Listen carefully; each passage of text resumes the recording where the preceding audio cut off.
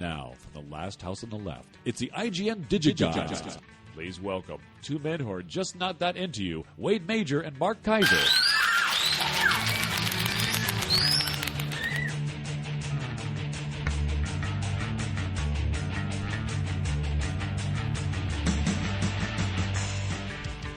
The reason that that's not a listener-supplied opening is because you wrote it. That's why it's hilarious. Oh, yes. Hilarious. So, Mark, how was your week? How was my week? I don't know. I didn't expect you to say that. I know. You handed me a couple things, though, before Isn't that we what they started. always say on talk shows? How was your week? Oh, my week was fine. What if it's a daily show? How was your day? What if it's a telethon? How was your minute? Now, what is this thing that you have? Oh, look at this. Starting today, swap any DVD you want. That's from last. That today is last week. That's not today. That's this is about a week old, but it's worth it. Now you can swap. Go ahead, finish reading. If you go to DVD2 BLU.com, DVD2 Blue, DVD number 2 BLU.com. That is a Warner Brothers site, and you can swap any DVD with its Blu-ray, and there's for $4.95 each. That's not bad. That's a good deal. That's a very good deal, and it's.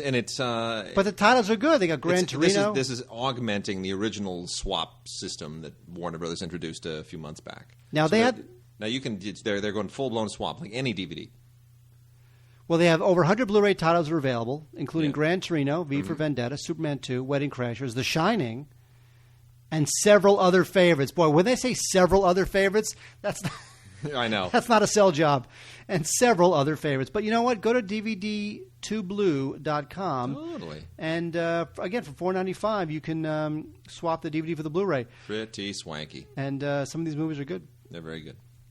So anyway, just a quick plug. We're all over the place. We do this podcast. We do Stupid for Movies, web TV show, which is also podcast downloadable every Thursday evening, or most Thursday evenings at 8 p.m. Pacific Time on stupidformovies.com. You can also download it anytime you want. You can catch me occasionally, a couple of times a month, sometimes once a month, on Film Week, which is also a podcast, or that's available at scpr.org,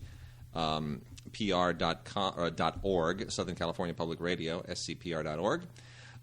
You can see Mark's wonderful work at E! Online. Not that you get credit for a lot of it, but you're the man. You're the top honcho over there. I get credit for none of it, actually. Yeah, that's too bad. And then we have a Facebook page for Stupid for Movies and for the Digigods. And there's also stupidformovies.com. There's also youtube.com/Streamin' Garage or Stupid for Movies. But producer Mike wants everybody to go to Streamin' Garage on YouTube now. But there's a very good interview that I did with director Dan Ireland that you should check out over there for his movie Jolene, which is quite an epic odyssey how he got that movie released. And now we should move on to DVDs. You can email us, by the way, at gods@digigods.com. We've got some listener mail that we'll be reading later on. Getting a lot of good listener mail, a lot of new listeners, which is always nice. Mark, we got a couple of Blu-rays this week, which are legendary. Wait, we do? Yes, we do. Ooh, look what we have. Wait, is this the... No, that's this? No, that's television. That's our TV pile. Okay. You had to pay attention as I was sorting all this stuff out. No, this week you did not sort anything out. This week you took it out of the box and put it on my table. It was sorted. It was already sorted. No, it wasn't. Yeah, it was. Was it really? Yeah. Wow. I spent some time this afternoon. Wow. I put some work in. I was kind of goofing on you there. No. I put some work in today. All right. Are you talking this pile? No. What I'm talking about, first off, one of the most beautiful Blu-rays I have seen in ages. Ooh. You hate this movie, don't you? No, I don't. Don't you? It's about Nazis. Oh, there we go. You love movies about Nazis. It's not about Nazis. It's got Nazis in it. We are talking about The Sound of Music, combination Blu-ray DVD set from 20th Century Fox. It is the 45th anniversary edition, which is the last one you will probably get until 5 years from now when you get that whopping 50th anniversary edition that will come actually with pieces of Julie Andrews in the box. Really. So what will happen is, God forbid she dies between now and the 50th anniversary. They'll chop her up. She'll be cremated or chopped up. They won't even cremate. They'll just put pieces of her in each special edition box. It'll be great. Little fingernail and Ew. little vocal cord here. Oh, look, a piece of Piece of piece of her wonderful. liver. No, this is, you know what, I am not a fan of Rodgers and Hammerstein. Never was. I was always a Lerner and Lowe guy, but I got to tell you, Sound of Music is one of my favorite films of all time. I mean, it is absolutely stunning. If you've ever seen this film projected in 70 millimeter, which it was shot in 65, so, you know, you're seeing the truest representation of the film. It is transcendent. It is unbelievably moving and powerful and overwhelming and wonderful in every imaginable way. Best Picture of 1965, which was an incredible year. You know, it was pretty much an unfair year for every movie competing for Oscars because you had The Sound of Music against Dr. Zhivago in 1965. Like, how is that even a fair fight? Oh, Sound of Music all the way. But, I mean, those two films took everything. Sound of Music swept all the biggies, and then Dr. Zhivago cleaned up everything else, and there were no scraps on the table for any other movies that year. But anyway, this is breathtaking. Now, The Sound of Music has been a great DVD set for a number of years, but I watched this straight through, pristine Blu-ray, one of the most gorgeous Blu-ray transfers I have ever seen. The blacks are black, the blues are blue, the colors are crisp, and you still preserve that wonderful 70mm grain. I just think they did. I mean, normally I'm not kind to Fox with their Blu-rays, but man, this is just fantastic. 7.1 DTS HD audio, just unbelievable. Lots of Blu-ray special features on here that will it's wonderful. I mean, tons and tons of stuff on the making of the film, the locations in Austria. There's a wonderful new interactive backlot tour called Musical Stages Creating the Sound of Music, which it has featurettes in the songs and how they restored the film and its music for the Blu-ray, stuff on the Reel Von Trapp family. It's just absolutely wonderful. And if you've ever been to Salzburg, you'll get a huge kick. Even if you haven't, you'll get a huge kick out of this little virtual map on the filming locations. But especially if you've been there, you can sort of go, wow, they shot it there and there and there. It's tremendous. Screen tests, on and on and on and on. This is just a happy time for all. Happy time for all. What you're saying is you like it. Oh my gosh, it's one of the great. This should be a must on everybody's Christmas list. Wow. Yeah, a must. But you know what else should be a must? Something else you won't be giving me? Oh, that's correct. You see, Mark. Wow. It's a big guy. Yes, it is. Yes, it is.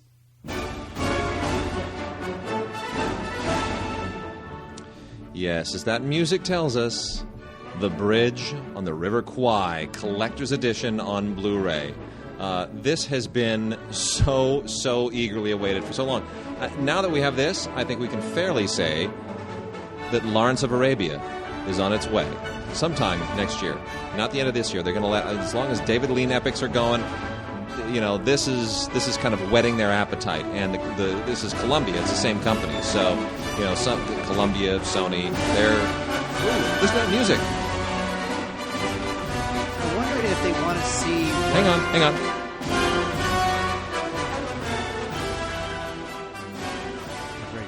I wonder if they want to see what. That's all right. And now the music's going down, so I just wanted to hear a little bit more Colonel Bogey. Okay. Okay. Here's my point. Yes. I wonder if they want to see what the public reaction is to this transfer.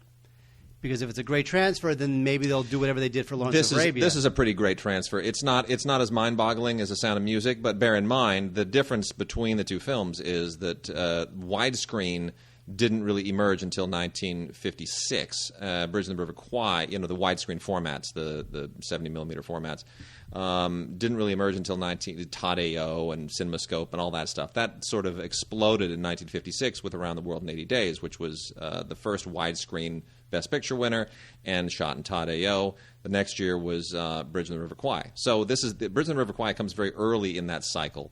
And then by 65, everything is in beautiful, pristine, full swing. So it's not as brilliant looking as The Sound of Music, but it's awfully damn good. And this is a great collector set because it comes with all kinds of fun stuff. A 32-page booklet that's kind of, this blows away the Warner Brothers booklets by a mile, and tons of cool little behind-the-scenes, like lobby card things, the original 1957 souvenir booklet. Just the lobby card replicas are fabulous too. It's really fun to see sort of how they promoted the film. Great archival audio of William Holden narrating the premiere, which is I love all that old stuff. Oh, I love yeah. those premiere Yep. newsreel things. Really fun stuff. And there's a picture and graphics track here called Crossing the Bridge, which I don't recommend using. It just kind of gimmicks up a movie that doesn't need it. The bottom line here is, and there's a Steve Allen show bit on here with William Holden and Alec Guinness. I love Steve Allen. Pretty great. But, all that is beside the point. This is a brilliant classic film, and you can see it in Blu-ray the way it was meant to be seen. Probably looks even better than it does when you see it projected. It is just fabulous. And the 5.1 audio, amazing.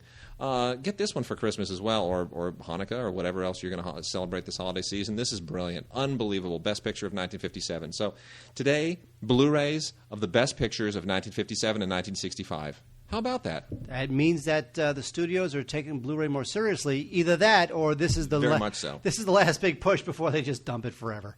I don't think they're going to. I mean, the labor of love that I have seen going into a lot of these Blu-rays recently, Apocalypse Now, Dr. Zhivago, Thin Red Line, these two. These are movies. These are like they realize that collectors out there want these movies, and I think they realize now that Blu-ray is a collector's format.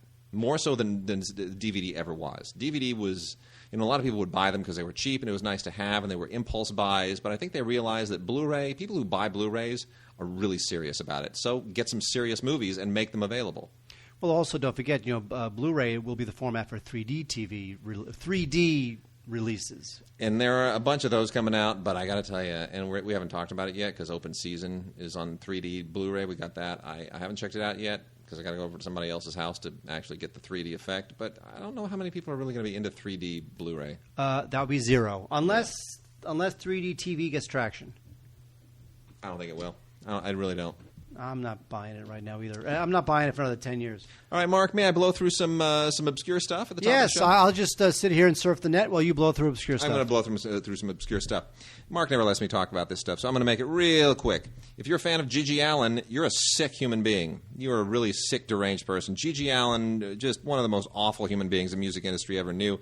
But some people seem to think that his just self-defecating, and I mean that not as a pun, literally. This is just a horrible man. So anyway, this is Gigi Allen and the AIDS Brigade, live in Boston, 1989. Not my kind of thing, but wow, if you like this just sick stuff, have at it. But Gigi Allen, boy, that guy, he was a piece of work, I got to tell you. A little bit more my speed is Twisted Sister live at Wacken, the reunion. Yeah, we're not going to take it. Oh, that's still one of the best videos of all time. It really is. Just terrific. Anyway, this was a 2003 concert that sort of resurrected Twisted Sister for a generation that didn't remember them from the 1980s, and it's just an awful lot of fun. They still have it. They're as good as they ever were, and you forget sometimes they had a lot of other songs that were really good. And they play them all here. What You Don't Know, In the Beginning, You Can't Stop Rock and Roll, The Fire Still Burns, a lot of really fun stuff. So this is terrific, and it comes with a DVD and a CD, live, past, and present, which has performances from 1980, 82, and the Wacken performance in Germany 2003. So definitely check that out if you're a Twisted Sister fan. Now I'm going to talk a little bit about some other sick stuff that Mark is going to actually probably want after I talk about it, because you just didn't know we got all this good stuff. The Nikatsu Roman Porno Trailer Collection. What do you think about that, God. Mark? You know what? Thank God we're talking about that. This is from Impulse Pictures. Come on. You will really talk about anything they send us. No, I set all this stuff aside. I have a whole pile here on this. You know what? I'm going to sit back and hear you make this interesting. You do that. Well, it's because Nikatsu, which is like the oldest studio in the world, the original Japanese studio, they had these in the 1960s. They had this Roman porno, like softcore string of movies. And Japanese Roman porno films are just insane. Anyway, this is a collection of the trailers for those films. They are hilarious, hysterical, and you even get a bonus short film here called Ryoko's Lesbian Flight. I'm telling you, this stuff will knock you flat. It is so funny. Sex hunter, sex fiend, rape. Female teacher in front of the students. I love it from behind. New Company Girls, 9 to 5. Nurse Diary. Nurse's Dormitory, Painful Bliss, A Surprise Twist. This stuff will just slay you. It's sick, but it's funny. Similarly, we have Scream Queens Illustrated, Swimsuit Sensations, Knockout, Workout, double feature. You want this one too, don't you, Mark? No. Okay. Well, Swimsuit Sensations and Knockout Workout are, how do I put this? It's basically just a horror film vixens doing what their fans expect them to do. Let's just say no one's going to actually get this Knockout Workout to do any exercise routines. They just won't. But you know what? It's campy. It's silly. It's awfully fun. Can't say I wholeheartedly recommend it, but it's amusing if you happen to come across it. Then you get Carol Carr and Melissa Moore in Scream Dream. You like this one, Mark? Are you into this? No. Okay, well, maybe not. Anyway, this is just a straight-up kind of nudie horror film, low budget, really, really silly. But if you're a fan of Carol Carr or Melissa Moore, you'll enjoy it. This is for people who want to pretend that they actually are watching a legitimate movie, even though they're just watching it for pure titillation. Now, a little bit more serious, Mark. This is more serious here. Is Radley Metzger's score on Blu-ray. On Blu-ray? Yes. The uncensored version. Now, you know Radley Metzger. That's Mr. and Mrs. Metzger's kid. No, come on. Radley Metzger is a legend of exploitation filmmaking. And this is a film from 1972 that Radley Metzger made kind of when he was... I mean, Radley Metzger sort of stitches the 60s to the 70s. And he made... They're basically sexploitation films, but they sort of have graduated beyond the 60s, and they complement a lot of what Russ Meyer was doing during the same period. They are not entirely to be dismissed. And the audio commentary on this is on Blu-ray, and it looks terrific. I mean, it looks really, really good. And it's because Radley Metzger took a lot of pride in the way that his films were made. And so, believe it or not, this is an exploitation film that deserves to be on Blu-ray. It is a terrific transfer. It has 7 minutes of additional scenes that were originally cut because they were too risque, and some great behind-the-scenes stuff, including a new interview with Lynn Lowry. But the best thing about this is an audio commentary track with Radley Metzger and Michael Bowen. You remember Michael Bowen, Mark? Michael Bowen? Yes. That's Mr. and Mrs. Bowen's kid. No, it's not.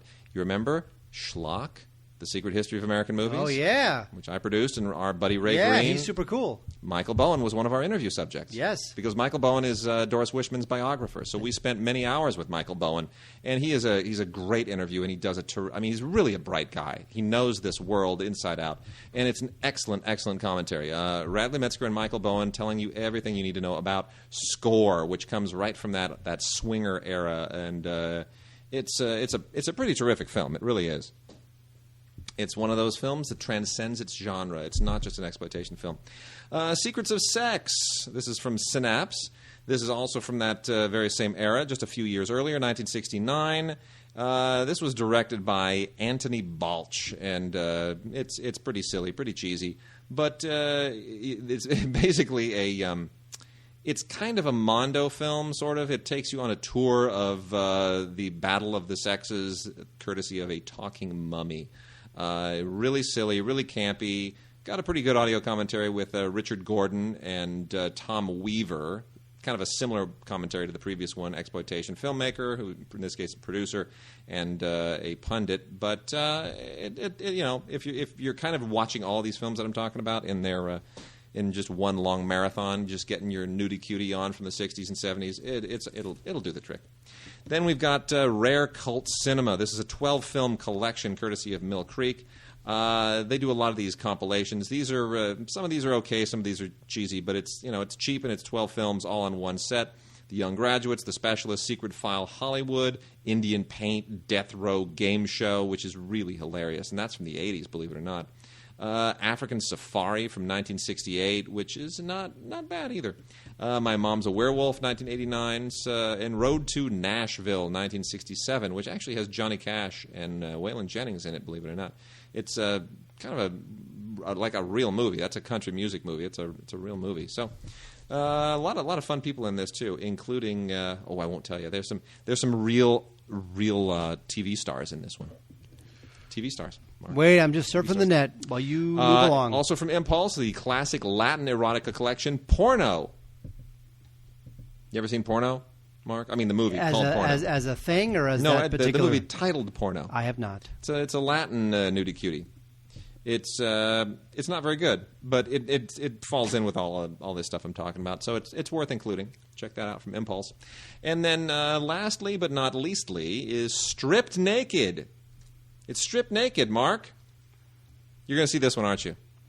God, what's happening on Drudge Report? Let's go to Drudge Report. Oh, hell. You know what? Let's go to Huffington anyway, Post. Let's see what's happening there. This is one of these really.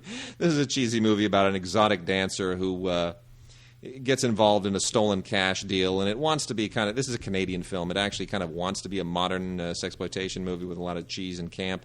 It doesn't entirely pull it off, but fans of the genre will certainly appreciate that it's kind of a throwback. It's a recent film, and it wants to be a cheesy 60s film. It just doesn't quite manage it. So you got to admire those films from the 60s and the early 70s because they actually did something that modern-day films can't emulate, Mark. 3D. No, forget Well, I'm it. sorry. Wait, I was just waking up. I'm That's sorry. all I was right. dreaming That's all about 3D TV because I love it so much. Okay. So, documentaries. What? What happened? Documentaries or television? Your call. Let's do DocuVision. DocuVision. Do television. I said DocuVision because Yeah. I knew it would freak you out. It did kind of. 30-something, the final season. 30-something is the show that was created by Edward Zwick, who, of course, went on to direct Glory and all sorts of films that are really melodramatic and overheated, but I do tend to like them.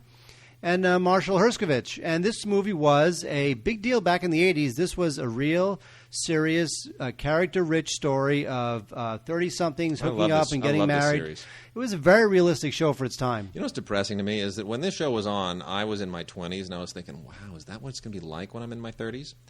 And, needless to say, I'm not in my 30s anymore, and I look and I go, wow, that was never my life. Well, because this is all about marriage, divorce, hooking up, drama. I feel like I'm still looking forward to my 30-somethings. Exactly. You're 130-somethings. Yeah. Anyway, there's 23 episodes. High-definition masters look just fine, and there are no extras. Yeah. Actually, That's a great show. Well, there is an introduction by Ed Zwick, but who cares? And I have to say this, even though Ed Zwick has the big directing career, Marshall Herskovich is a better director. And I say that Jack the Bear. Did you ever see Jack the Bear with Danny DeVito? Oh, come on. Really? Honestly, that is a great film. Really? That is a great, great, great film. You're out of your mind. I think that's an unbelievably underrated movie. I really do. Californication, third season, this Showtime series that has helped people forget that David Duchovny was ever on the X-Files. It really has. I'm always amazed when actors who should have been typecast in a long-running part can somehow manufacture an entirely new career in a different series. I mean, that never used to happen. It never used to happen. William Shatner becoming T.J. Hooker was like, how did that happen? But, Duchovny's a weird guy. He's been in a couple films. He's not that great in movies. He doesn't really have that movie star thing. Mm-hmm. And I don't know what to, I don't know what to make of Duchovny. I mean, he's fine. And he works, and God love him, but it's not like, it's Duchovny. But he's winning awards for this, and he's gritty and he's grungy in this, and it's really given him a chance to stretch as an actor. He's a university professor here who's who's got a libido and he's got an attitude, and it's a nice edgy show. Showtime's doing a real good job competing now with HBO for these off-network, more risque, more edgy shows. It's very good. It has a very good cast. And it's very, very well written. Some interesting special features here. There's a blooper reel that's pretty funny. And then they include in the extras here is interesting, some episodes from another series called The Tudors, Mark. Why do they do that? Because they want you to watch the episodes of The Tudors and say, I got to buy that. Yeah, it's also got a couple episodes from the United States of Terra, which I really fight liking, but we'll talk about that when we get into the United States of Terra, when we review that the next time we get a season in. Anyway, good show. Speaking of good show, we have Season 1 of Men of a Certain Age. This is a TNT show which has a good cast, including Ray Romano, and a real departure from the sitcom he had. Scott Bakula and Andre Braugher. I'm a big Andre Braugher fan. I like him in more dramatic, intense stuff. because he's very commanding. This is more of a kind of a comedy drama thing about a bunch of 40-somethings men who were kind of approaching midlife. And it's a good show. MetLife? You mean the Snoopy thing? It's the company you keep. That's awesome. What are they approaching them for? A sponsor for our show. What? That's cool. I like MetLife. Anyway, so Good Men of a Certain insurance Age, it's on, the DVD is coming out to promote season 2, which is on Mondays on TNT. But it's a good show if you want to see what your fathers are thinking, basically. So here's the thing, Mark. Back when we were younger, that idiotic miniseries that then became a full-blown series called V. No, it ruled. She ate the rat. Oh my gosh, that was awesome. I so hated that show. Oh, I loved that show. You know why I hated it? She ate the rat. Here's why I hated it. I hated it because the second that it came on the air, I was like, this is cheesy sci-fi. This is just because sci-fi is now all the rage in the 80s, and they're just doing cheese. They're just going just lame. Awesome. And the giant spaceships settling over all the Earth, I just thought, you're just ripping off childhood's end. That's all you're doing. You're just ripping off Arthur C. Clarke in a really bad, cheesy way. That was one of my favorite books as a kid. It's a great book. Childhood's End. Oh, my gosh. In fact, it is right now, that book is in my bedroom. You know, in my bookcase. I think I got mine signed by Arthur C. Clarke. You did not. I did. I got 2010 signed by Arthur C. Clarke. I have 2061. And I have 2001 signed by Arthur C. Clarke. I can't remember if I had him signed Childhood's End as well. Interesting. Yeah. That was at a Change of Hobbit in Santa Monica. Oh, I remember that You store. remember that? Oh. Yeah, I know, right? Fanboy regret now. Anyway. A wasted youth caring about Star Trek and Raiders of the Lost Ark. Santa Monica High School used to walk over to a Change of Hobbit during lunch and just read Star Trek books. And then walk back over into class. I'm going to Google that store, see if anybody has it. Yeah, it doesn't exist anymore. Pictures of it or something. Anyway, we're talking about V, and V, of course, has recently been resurrected, and the first season of the new V, is being released, as they always do, and sort of anticipate the second season. So they're releasing the Blu-ray and the DVD of V, getting people ready for another season of this resurrected show. What they're trying to do with it is sort of the same thing that they did with Battlestar Galactica, which is take something that has a bit of a cheese factor in its history and from another generation and give it a new spin for a new generation. It's not the most creative and original thing to do, but given what they did with Battlestar Galactica and how successful it was, I guess it sort of makes sense. I'm not a fan of the new series either, but it certainly gives it a more an edgier twist than the 80s original. But boy, I'll tell you, it still drives me crazy. They rip off Childhood's End. That the giant spaceship settling over major cities thing is just straight out of Childhood's End, and they just shouldn't do it. They owe money to Arthur C. Clarke. This is 3 discs, 12 episodes in season 1, and a lot of interesting extras here, even if you don't like the show, like I don't. But the actor's journey from human to V is pretty decent featurette stuff. Cast members talking about how they approach their characters and whatnot. It is above and beyond the usual EPK stuff. And then the visual effects of V, which is really quite good. They get into how Zoic Studios gives the show such a high-tech look, which would otherwise be completely impossible and unaffordable. And you get some interesting commentary on episode 11, Fruition, which I guess is one of the better episodes of the season, with the executive producers. So that's V. It looks good on Blu-ray, if you like the show. I don't know that it looks that much better than the DVD, but there it is. All right, wait. I'm going to just digress and talk about something no one cares about. Go ahead. Now, this is an article from the LA Times from October 16th, 1988.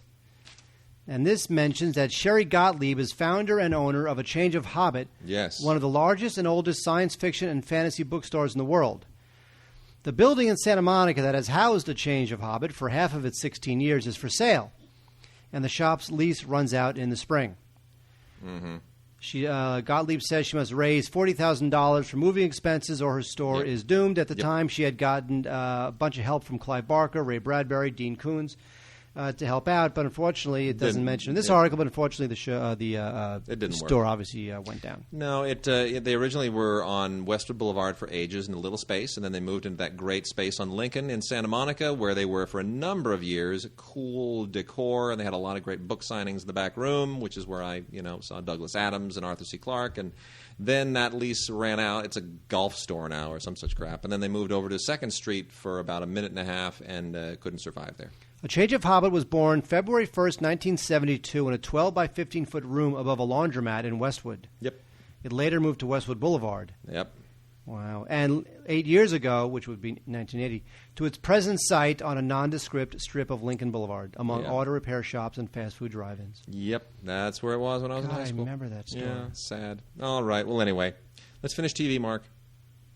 Mark? Yes. TV. What happened? We're finishing television. Okay. The Fugitive, Wade. Yeah. The final season, Volume 1. God, we hate that. The fourth and final season, Volume 1 of The Fugitive. This is, of course, David Jansen. They're even doing that with the Harry Potter films now. Part 1 of the final movie. Gosh, duh. Now, of course, at the end of season 4, Lieutenant Gerard, played by Barry Morse, actually catches the fugitive and kills him. I love Barry Morse because he was on Space 1999. Oh, yes, he was. By the way, Wade and I were talking before our Stupid for Movie show. I've seen some screen captures that compare the previous Space 1999 DVD with the new Space 1999 Blu-ray. And it's out. It's been out for a week, and they haven't sent it to us. And I'm going to rage at them right now. So Wade, I've seen the screen. Are you emailing them now? Yeah, I'm going to email them right now. You really are, aren't you? Yep. I've seen the screen captures that compare the DVD with the Blu-ray of Space 1999. Revelation. So good. The new Space 1999 Blu-rays look fantastic. Also on DVD is 90210, the final season. A lot of final seasons this week. And this is the usual gang: Jenny Garth, Ian Ziering, and Luke Perry, Tori Spelling. It's funny how many of these people actually are still famous. Jenny Garth, moderately famous. Luke Perry, kind of famous. Tori Spelling has her own reality show. Brian Austin Green is sleeping with Megan Fox. God freaking bastard. Ian Ziering, whatever. Lindsay Price, don't remember her. And Vincent Young, don't know who that is. And Daniel Cosgrove. Oh, and Vanessa Marcil. She's still a hot girl. Anyway, 6 discs, 25 episodes. This is the 10th and final season of the show. There's a special feature on this thing called The Final Goodbye, which is kind of mailed in. But there you go. 2 final seasons this is for you. Fugitive Nice. and 90210. And by the way, you really emailed them right now. I did. While I was talking, Yep. you emailed them. Yes, I did. Space 1999. I said, get on it. You said send 2 is what you said. Yeah, I did. No, you didn't. I did. Did you really? Yeah. Send 2? Yep. They'll never send 2. I did. I know. They never do, but, I'm on it. I'm on it. I'm trying. I'm working it. Thank you very much. We have some legendary journalists who have done some amazing work here. This is on the Athena line, which is it's sort of the educational end of Acorn Media. And this is some really, really good stuff here. We've got Bill Moyers on Faith and Reason. Bill Moyers, Genesis, A Living Conversation. And 20th Century Politics and Presidents with Mike Wallace. Now, anything with Mike Wallace and Bill Moyers just screams instant legitimacy. And the Athena is an educational line. This is basically designed for students and for schools to get you educated, to get you through school so that you don't come out and like an idiot. And basically, the 20th Century Politics and Presidents with Mike Wallace is outstanding. This was originally seen on A&E and on the History Channel. And it comes with a viewer's guide. And it just, Mike Wallace knows this history like nobody else and somehow makes it vibrant and exciting. And what he does is he basically hosts this compilation of broadcast nuggets that are interspersed with interviews, and he just leads you through really some of the best television, particularly, it's like CBS, legendary CBS journalism with Walter Cronkite, Roger Mudd, Edward R. Murrow. It's pretty impressive stuff. So Mike Wallace gives you a look at the 20th century like you have never had before. The 2 Bill Moyers sets, which were originally broadcast on PBS, Bill Moyers is just, a lot of people don't like him, but I'll tell you, he knows how to probe something down to its core. Religion in the wake of 9/11 has become a kind of a big deal, and so he decides on Faith and Reason to get at the root of how is religion going to integrate into our world in the post 9/11 world, and are we going to see more and more anxiety and more clashes and conflicts between religions, or is there a way of making this part of a new, better world? Can we, live with religion and have religion and science work together? It's just fascinating, and he talks to the most amazing experts and gets the greatest people to just give their insights, and you will leave enriched. And then Genesis, A Living Conversation, is a nice complement to that. He gets into the essence of this book of the Bible that is at the root of the 3 major Abrahamic religions, which represent billions of people around the world. Why has this story in Genesis sort of become? Why has it persisted? And why do so many people disagree about the details? It's really interesting. Even if you're not a person of faith, even if you don't believe whether you think the Bible is true or a figment of someone's imagination or allegory, it's provocative and it's great. It's really great newsman stuff. No, you're not talking about that. Why? You have all these new movies, Wade, new movies. Now, we're not talking about Trapped in an Elevator. We're talking about new movies that people care about. All right, let's do it. Shall I read some listener mail first? Well, what? Listener mail? Got a few listener mail things. Let's do it. All right. Adam Steinbacher writes us about, we were talking about Alexander Desplat, whose work has kind of been dwindling of late, and he says, you guys had me cracking up out loud again at work while I listened to and watch Stupid for Movies. Thanks for that. My coworkers are getting a real kick out of me because they'll hear me laughing amidst total silence in the office. And that was even before Chad Vader came on. See, we got people watching Stupid for Movies as well. He said, just thought I'd ask what you thought of that super top secret score you heard the other night that was composed by Alexander Desplat. I myself am a bit of a Harry Potter nerd, so I'm aware that The Deathly Hallows is the film he most recently scored. I'm going to go for a long shot here and guess that Deathly Hallows was the top secret film you saw that you both said you couldn't talk about during the episode. Actually, no. That wasn't. Well, tell us what it is. What? What movie did you see? The top secret movie? Yes. What was it? I can't talk about it yet. Because then it wouldn't be top secret. Yeah, it wouldn't be top secret. He says, I have to say, I couldn't agree with you. I agree with you about the direction of Desplat's work. I sampled a clip of every piece of the score on Amazon.co.uk, and I'll be totally honest, I couldn't discern one track from another. You know, it's just really, really unfortunate. Yeah, no, we haven't heard anything, though, on the movie, but I am looking forward to Deathly Hallows as much as anybody else, I guess. You know, the last one was fine. It was dark. I like what Yates is doing as a director. John Lusty writes us and said, heard your question on episode 164 about how your listeners are getting rid of their HD DVD collections. I kept all the ones that were flip discs with the DVD on one side and HD DVD on the other. The rest I posted at swapadvd.com and moved them all. Spent the credits I earned on other media like CDs at swapacd.com. Didn't even know about those sites. And then another one writes us on the same subject. This is Mike Rollerson. Says, I was an early adopter of HD DVD right when it came out. After calling Best Buy every day for weeks, I finally found a Toshiba HDA1 player in stock for the low price of only $499. Not only was the unit expensive, it was gigantic and had 2 to 3 minute load times to start the player or load discs. Wow, that's just crazy. And then the discs themselves wound up being $40. I did like the format, though, and over the years bought about 200 discs at mostly closeout prices, kept all of my discs, and stocked up on players as they were being liquidated. $20 a piece, I'll take 5. Just to protect my collection in case my main player died. I've transitioned some of my movies to Blu-ray. If a better version, I have transitioned some of my movies from HD DVD to Blu-ray. If a better version was released, but HD DVD still has a number of titles that never made it to Blu-ray. Universal Warner have announced most of them coming out, but when they're using the same transfer or encode, it's hard to pay $20 or $30 for Blu-ray when the exact same disc is in HD DVD format for $249 shipped from Amazon. It's allowed me to pick up some great titles in HD for less than what the DVD would cost. I like the format, had its shortcomings, but it holds up today. It's funny, I know a lot of people who right up to the end would not get rid of their beta collections. Well, beta was always the better format. I know. And then lastly, Joe Everett, again, jumps on that same subject, says, Hiya Gods, in response to your recent HD DVD inquiry, I've recently bought some of them because they are the only HD format for some films. Sneakers, Smokey and the Bandit, The Breakup, and The Sting were all released HD DVD but have yet to see the light of day on Blu-ray. By the way, I recently rehooked my HD DVD player and every disc worked perfectly without any firmware updates at all. I'm talking to you, Blu-ray. And he says, you, Mark, Barnes & Noble is having their Criterion sale again this month. I bought two. I bought two, Wade. I know you did. I bought Paths of Glory for $19.99 and Breathless. I did. I really did. You are a mensch. You are a mensch. I'll tell you that. You're a mensch. Have I told you? You're a mensch? Yes, you have. And then lastly, Tian N says, Hey, Digigods, started listening to your podcast recently, and I have to write in to tell you guys how much I love it. You guys are really knowledgeable and always give good insight into the world of DVD.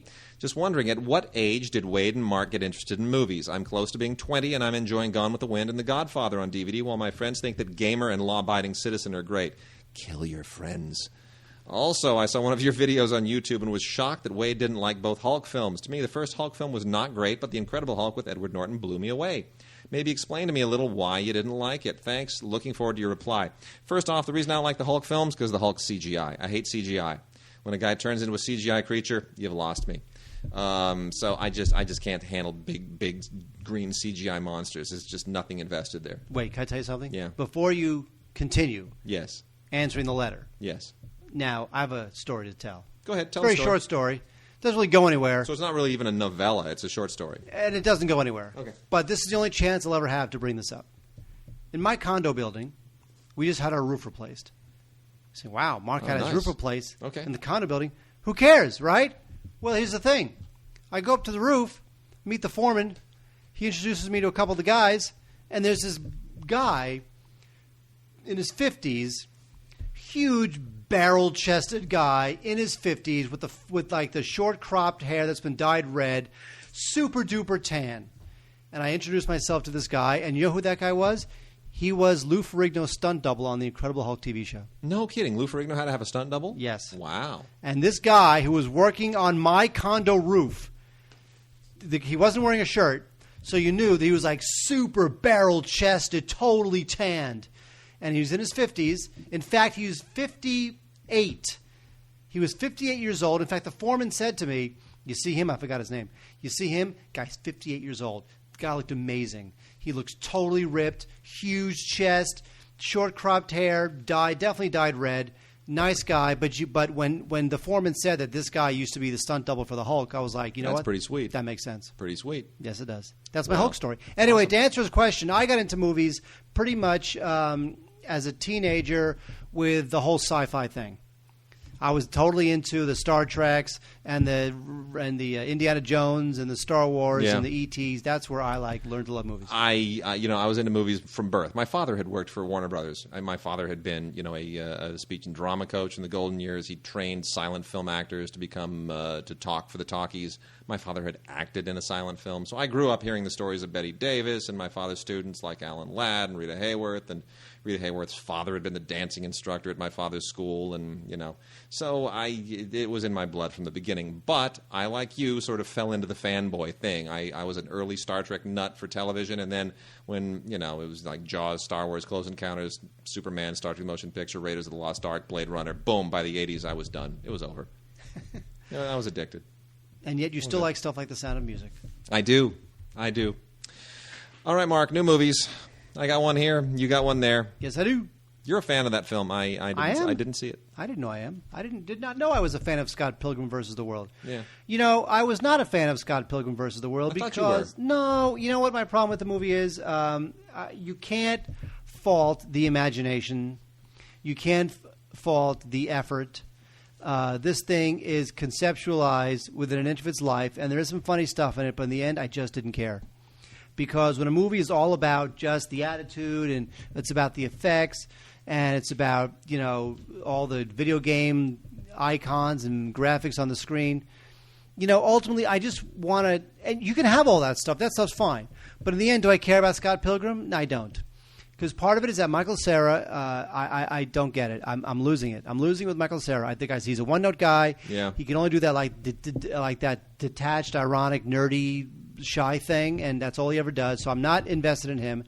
There's some funny stuff with funnily enough, there's some really funny stuff with Chris Evans, who plays who's going to play Captain America in the new movie. Even though he's already been in the Fantastic Four. That's really screwing up my comic book world. Yeah, when but the same actor, like we got Ryan Reynolds was a character in Wolverine, and now he's going to be Green Lantern. He's crossing over from Marvel over to DC. We're using the same guys playing different superheroes. It's scaring me. If Christian Bale plays Superman, my brain will not be able to handle that. Yeah, but the Fantastic Four movies really suck. Yeah, I know. But also, so Chris Evans really funny in his vignette in the movie, and also funny Brandon Routh, who plays Superman. Yeah, also funny.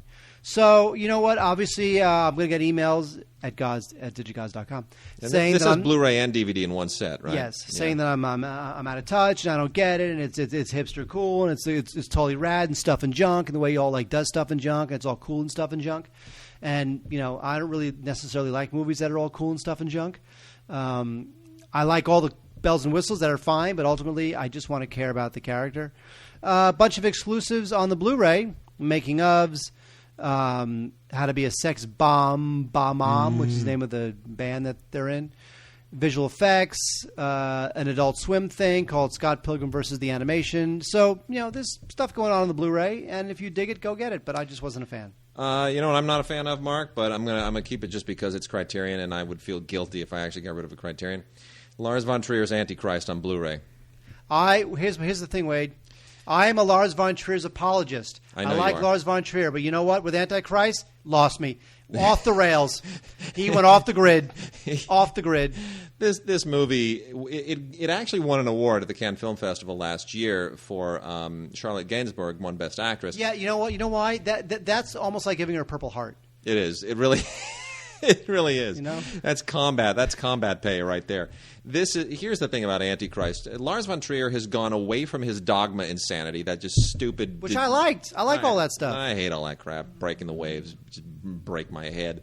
Dumb movie. Stupid. Dumb thing. Can't stand all that crap. But he's gone away from that back to his hyper-stylized origins, which, the element of crime and Zentropa. And he made some cool movies originally. And this is very stylized. The black and white stuff at the beginning of this is gorgeous. And on Blu-ray is dazzling. I mean, dazzling. When the kid dies and all that stuff, beautifully done. But the rest of the movie is just horrible. It's like taking an Ingmar Bergman movie, and any movie, pretty much any time a Scandinavian filmmaker makes a movie where two people go off to a cabin in the woods, it's not going to have a happy ending. I'm just saying. Oh, this doesn't just not have a happy ending. But Ingmar Bergman made like 3 of those, remote cabin in the woods movies, like Hour of the Wolf, one of the ones that I just can't stand. It's horrible. But this is just insane. Basically, she's stricken with grief over the death of the child, and they're out in the cabin, and Willem Dafoe is her husband. And, by the end of the movie, she's like drilling holes in his leg, and she's attaching a millstone. It's insane. It's nuts. This movie's out of control. It's like it's sadism. Well, why don't you it's tell people... aggressively hating the audience. Why don't you tell people, or to be more accurate, why don't you not tell people what happens at the very, very end... Oh, you mean that macro close-up of the self-inflicted clitorectomy? Yes. Good freaking grief. What the hell is he thinking? You know who should have starred in that movie? It's unbelievable. David Spade. Yeah, absolutely. But he did star in... Grown-ups.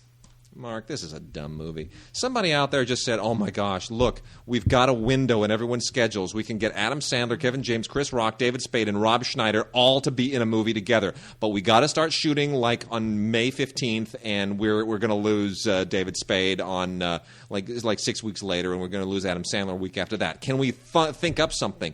Yeah, I know. I know of a dumb script called Grown Ups where they all get to play like old buddies who get back together again years after. And yeah, blah, blah, blah, blah, blah. Yeah, but wait, there's heart. Oh, there so isn't. It just isn't. It's again, this is the same problem I have with so many comedies now, which is they think up a bunch of gags and then they lay them out and they pour in some contrived story like concrete into a mold and let it flow around all these contrived gags. It's not a movie. The worst thing is it's directed by Dennis Dugan, who's directed a number of Sandler films before. They're all terrible. He's the worst. Awful. Started his miserable career with Problem Child. And I got to tell you, Dennis Dugan as an actor, Richie Brockelman, I liked him. As a director, horrible. Go back to acting. I agree. But you know what? He's hooked himself up with Adam Sandler. Yeah, he has. Well, Blu-ray and DVD together with digital copy, of course. You can always count on that digital copy there. And not much by way of special features, bloopers and gags and featurette stuff and, BFD Live. Worth it on Blu-ray? No. Rent it on DVD. Get it out of your system. You'll be done. Love Ranch, Mark, on Blu-ray. This is a fascinating story that's not that well done. Taylor Hackford finally got together with his wife, Helen Mirren, the Oscar-winning actress, and decided to make a movie together. And I wish it were a better movie. I wish it were, their best work separately or together, but it's not. This is Joe Pesci and Helen Mirren play a real-life couple, Grace and Charlie Bontempo, who actually opened the first legal brothel in Nevada, and it's the story of their tumultuous relationship and all of the big soap opera that went on behind the scenes to keep it open. And You know what? The movie is well-intentioned and decent enough in fits and starts to not bore you, but the story really deserves a better movie, and I'm just sorry that it isn't. But it's on Blu-ray, and Joe Pesci, he's Joe Pesci, and Helen Mirren is Helen Mirren, and they're good even when the movie's not that good. So it's probably worth a rent, I would guess. Taylor Hackford gives a decent audio commentary, and you have a few deleted scenes as well. Mark, did you ever see The Red Baron? Great aerial stuff in this movie. It's great aerial stuff, but not much else is that great. That is true. Yeah. Joseph Fiennes and Till Schweiger and Lena Headey are in this, but it is Matthias Schweighöfer as the Red Baron, who really has to command the screen. I think he's decent. There is really good aerial stuff, very good special effects, but it just doesn't quite work for me. So I don't know. But it's on Blu-ray from Monterey, and Monterey is doing a pretty good job with Blu-ray. I got to say, this is a good transfer. I think it looks better than the movie looked when it was projected. So I give them kudos for that. Hunt to Kill.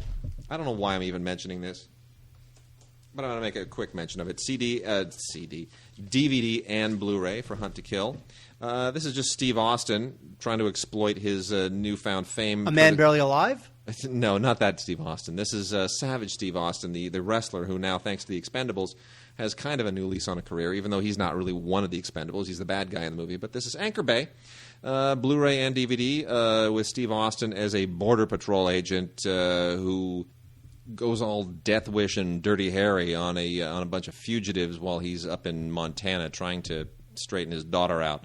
It's got a lot of cliches in it, and it's got, believe it or not, somebody else from the Expendables, Eric Roberts, doing his usual shtick. It's perfectly fine for fans of this genre. It's not very good, but it's almost like an Avi Lerner special, except it's not. It's from the Nasser people, who are sort of like Avi Lerner's competitors.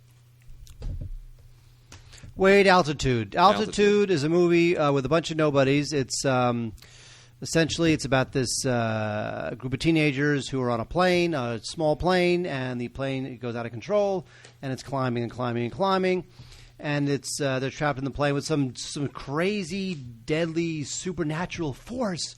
What could it be, Wade? If you look at the Blu-ray cover, you'll pretty much know kind of what it looks like. Some kind of friggin' alien octopus thing? Exactly. Yeah. This is straight-to-DVD type stuff. This is really a no-name cast. And it's obviously done in very small quarters, which is a way to save money. It's all on a plane. And it's all these hot CW kids. And, it's just it's bad times all around. A couple special features, but you won't care because you'll never see it. Because it's not very good. Now, get your testosterone on with Lockdown. Now, Lockdown is one of these MMA movies. It stars a bunch of MMA stars. And I don't really like the MMA. I don't get it. I think it's just a bunch of guys just pummeling the crap out of each other. That's exactly what it is. That's all there is to like. Even though they try to make it look like, oh, no, there's artistry involved. No, you know what? Look, there's no artistry involved. They get... There's like all this, biker gang iconography, and they step into this squared circle. There's artistry. Iconography. I'm gonna paint your face red, man. That's exactly, with your own blood. That's it. Kimbo Slice is in this thing, and Vinnie Jones is also in this thing, and it's just. I know. I feel for you. Although somehow they stretched it out to 99 minutes, and that's very good because normally a movie like this would be like 89 minutes. Anyway, if you're an MMA fan, go for it. This is obviously a way to break these guys out into a larger venue, meaning DVDs, but I just don't get it.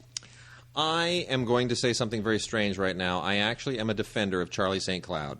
This is the Zac Efron movie that tanked, and nobody liked it, and it got ripped to shreds. But I liked it. I thought it had heart. It felt like a little bit of an afternoon special, like an after-school special. But you know what? It was earnest enough, and I think Burr Steers did a good enough job with it. And this is the first real movie that Burr Steers has made, first kind of silly romantic comedy thing, trying to do a little bit more of a serious thing, and I appreciated that. I think it's a very good commentary by Steers. The film is really good on Blu-ray. It's very well photographed, so the Blu-ray really kind of shimmers. See it on DVD as a rental if you have to. But for those who kind of really like it, Zac Efron is a real actor. I mean, he does a very good job here. Basically about a kid whose younger brother dies, and he just can't leave town or sort of restart his life until this girl enters his life. And the girl, I got to tell you, is a dead ringer for a young Molly Ringwald. It's just unbelievable how her name's Amanda Crew, and she's Molly Ringwald reincarnated. It's unbelievable. It's really scary. But great supporting performances by Kim Basinger and Ray Liotta, and it's got a lot of heart, and I liked it. I'm going to tell you that. I liked it. So there's also an offer that comes with this. When you get the Blu-ray, not the DVD, but the Blu-ray, you can instantly stream a bonus movie. So if that means anything to you, definitely check out the Blu-ray. Yes, I know. These actually are a little delayed. We should have gotten these a while back, but Mark's oohing these. But we finally have Blu-rays of Highlander and Highlander 2. Now, Highlander 2 is basically crap. Highlander 1 is a legendary film, which I was able to enjoy the hype surrounding it because it was released. I was living in France when it was released, and Christopher Lambert was a megastar in France at the time. So this was like Star Wars Redux. This is, of course, the story of immortals. If you've seen the TV show or any of the umpteen movies that they have made, you know exactly what it's about. Scottish Highlands, guys become immortals and follow them through history to the present day. The movie flips back and forth. Russell Mulcahy was the director, one of the first guys to make the leap from music videos to stylish movies. His career has not really blossomed in recent years. He's kind of fallen off the map. But it's nice to see this. This is really one of the great kind of one of the big films of the 80s, and one of the big fanboy films of the 80s, and it's worth checking out. This is, by the way, the director's cut, and there's a typo on the back which indicates that this is a film from 1996. Sorry, 1986. Big mistake, but that's just me being picky, I guess. Good score by Michael Kamen, by the way. Very, very good on Blu-ray. Highlander 2, I just can't get with it. I think it's silly. I think it stretches the thing way too far. And Mulcahy also directed this, but you can tell he's just doing it for the paycheck. He's got boat payments. Wait, I'm talking about this because I'm taking it. Okay. Three Kings, which is just a terrific, terrific David O. Russell film. In fact, I don't know what happened to David O. Russell after he made this film. But this is one of George Clooney's first real breakouts as an actor. It's George Clooney, Mark Wahlberg, Ice Cube. This is all about the first Gulf War. It's a really unique mix of action and comedy and war, and it's just a very unique film and really well done. Three Kings. It's on Blu-ray. The Blu-ray looks great. The movie was very stylistically shot. There's a bunch of bleached and processed colors in here, and it all looks good. And the blacks look good too. And all of, if not most of, the special features that were available on the DVD has been transferred over to the Blu-ray. This was shot by Newton Thomas Siegel, who's very, very talented. And this is good stuff. Three Kings on Blu-ray. You might want to go ahead and upgrade if you're a big fan of the movie. If not, I would definitely rent it because it's a war film with a great cast. Again, Mark Wahlberg, Ice Cube, George Clooney. And it's just really terrific. Mark, we're going to talk about one more movie to wrap all this up. This is a huge deal, and it's kind of there's a caveat to this. One of the all-time best movies of the 1970s, from 1975, is Lies My Father Told Me. This is a terrific film. It's kind of a cult film. It's basically a coming-of-age story set in the Jewish immigrant community of 1920s Montreal. And I saw this it was just a weird accident. I was a kid in elementary school. We were supposed to see a Shakespearean series at a local theater, and the print didn't arrive. So instead, they whipped out their print from the closet of Lies My Father Told Me. And this is a great movie. This is a really great movie. Same kind of era as The Godfather and all of those other movies that had that same nostalgic sheen. Unfortunately, this is only available in Canada. The American rights are apparently tied up. So Ergo Media, who's been trying to get this restored and out on the market for a number of years, many years, they're distributing this in Canada. Now, if you want to get more information on it, go to www.liesmyfathertoldmedvd.com. and get more information on it there. But as you know, if you can get a hold of Canadian DVDs, get this right now because it's not coming out here for quite a while. No American distributor has picked up the rights. So with that, we're done. Mark, what else? Well, we got Stupid for Movies at stupidformovies.com. Please like us on our Facebook page. That's it. And that's it. See you next week.